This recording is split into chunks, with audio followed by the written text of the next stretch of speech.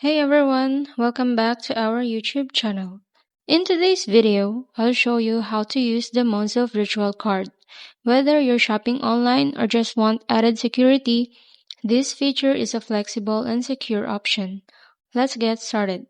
First, open the Monzo app on your phone and log into your account. If you don't have the app yet, you can download it for free from the App Store or Google Play. Once you're in, head over to the Cards section.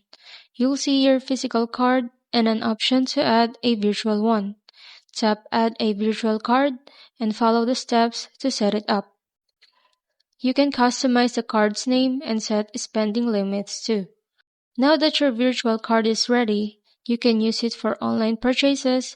Just enter the card number, expiry date, and CVV like you would with a regular card. One of the best things about Monzo's virtual card is its security. Since it's separate from your main card, you can freeze or delete it instantly if needed without impacting your main account. And that's it. You know how to use the Monzo virtual card. If you found this video helpful, don't forget to like, comment, and subscribe for more helpful tips. Thank you for watching.